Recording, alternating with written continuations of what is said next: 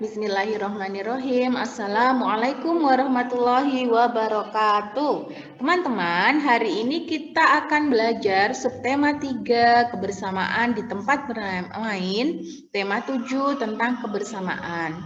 Kalian masih ingat tentang arti kebersamaan? Kebersamaan adalah ikatan kekeluargaan.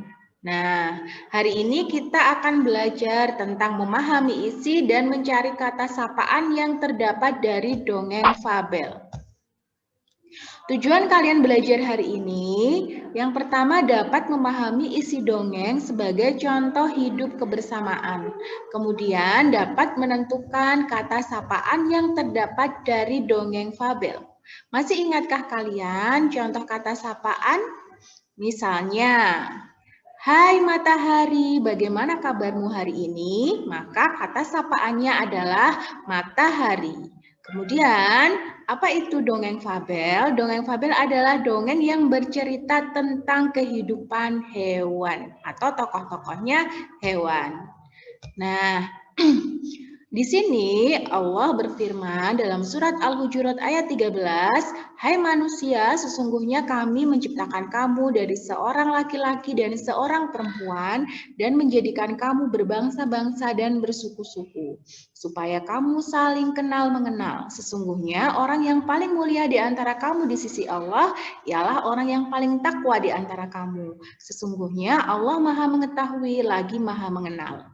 Jadi teman-teman, kemarin kita sudah belajar bahwa manusia itu terdiri dari berbagai macam suku, berbagai macam asal daerah. Kemudian kalian juga berbeda kesukaan, berbeda jenis kelamin, berbeda ciri fisik. Nah, di sini Allah sudah menyebutkan bahwa Allah menciptakan manusia itu terdiri dari berbangsa-bangsa dan bersuku-suku. Tapi siapa yang paling baik di antara kita? Paling mulia di sisi Allah adalah yang paling takwa di antara kamu. Jadi Allah tidak melihat dari mana asal kalian, dari mana daerah kalian, atau jenis kelamin kalian, tapi Allah melihat yang paling takwa di antara kalian.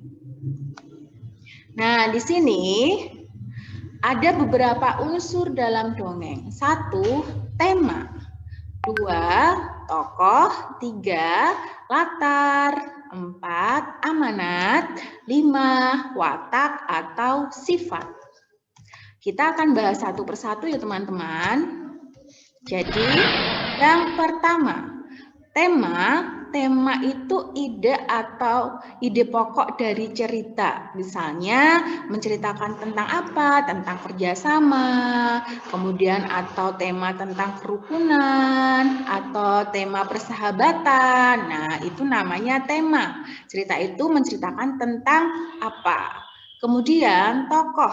Kemarin Widi sudah menceritakan cerita tentang ular dan tikus. Maka di situ tokohnya adalah ular dan tikus. Nah, pemeran dalam dongengnya ada ular dan tikus. Kemudian dalam cerita Tiki, Tiku, dan Ayam. Ada Tiki, Tiku, Ayam. Nah, itu juga pemeran dalam dongengnya. Tokohnya ada Tiki, Tiku, dan Ayam. Kemudian latar.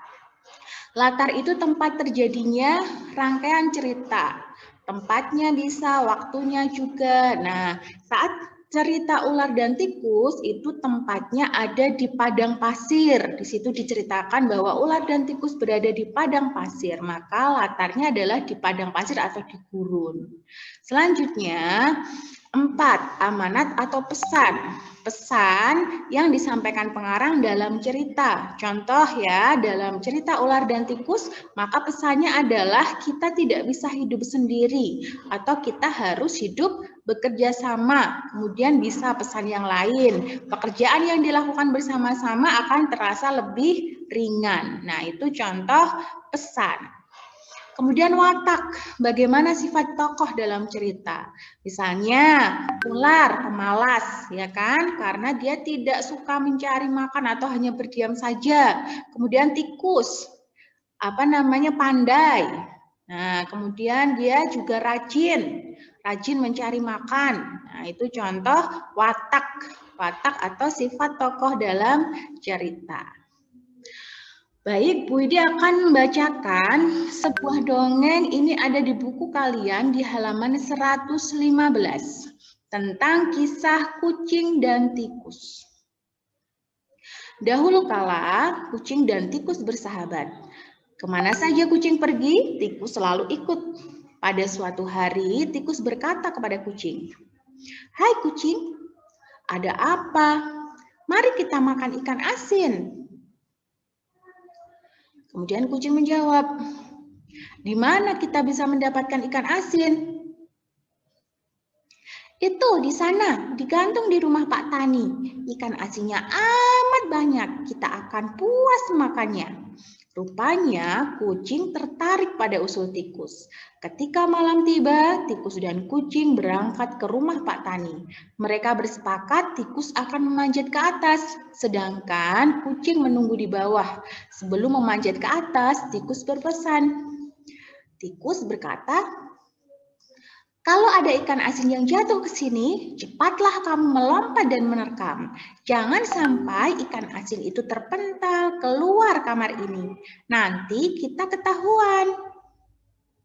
Akhirnya, tikus memanjat ke atas tempat ikan asin digantung. Setelah ia menemukan ikan asin yang bagus dan besar, ia lupa janjinya kepada kucing yang kelaparan menunggu dengan siaga sambil menengadahkan kepalanya ke atas. Kucing berkata, "Kok lama benar tikus di atas? Tikus sudah mendapatkan ikan asin apa belum ya? Perutku sudah lapar sekali." Tikus pun mendapatkan lagi ikan asin yang paling besar dan bagus. Tikus mulai menggerek tali pengikat ikan asin itu. Belum selesai tali pengikat ikan asin itu digerek, karena kekenyangan, tegang, dan takut ketahuan oleh penghuni rumah, tiba-tiba tikus salah injak dan terjatuh. Sebelum sampai ke bawah, tikus berkata, "Jangan kau makan saya adalah tikus kawanmu, jangan makan saya." Kucingnya bilang, "Ikan asin, ikan asin." "Aduh, saya bukan ikan asin, saya kawanmu. Saya belum sempat menjatuhkan ikan asin itu. Lalu saya terjatuh. Kucing, saya bukan ikan asin." Kucingnya, "Ikan asin, meong, meong." Kucing tetap tidak menghiraukan tikus dan merasa ditipu olehnya. Disinilah asal mulanya kucing dan tikus tidak akur. Tikus merasa sakit hati pada kucing yang memakannya. Kucing pun tidak percaya lagi pada tikus, sebab tikus telah memakan ikan asin sendiri. Sejak saat itu, pertama kalinya kucing memakan tikus, sebab kucing selalu beranggapan bahwa tikus adalah ikan asin. Nah, teman-teman, silahkan kalian berlatih. Bagi yang tidak mengikuti Zoom atau tadi yang belum mengerjakan halaman 118, silahkan dikerjakan, kemudian hasilnya bisa difotokan ke Bu Widi. Bagi yang tadi sudah mengerjakan dan ditampilkan, yang sudah Bu Widi kirimkan di grup, tidak perlu mengirimkan lagi. Terima kasih. Assalamualaikum warahmatullahi wabarakatuh.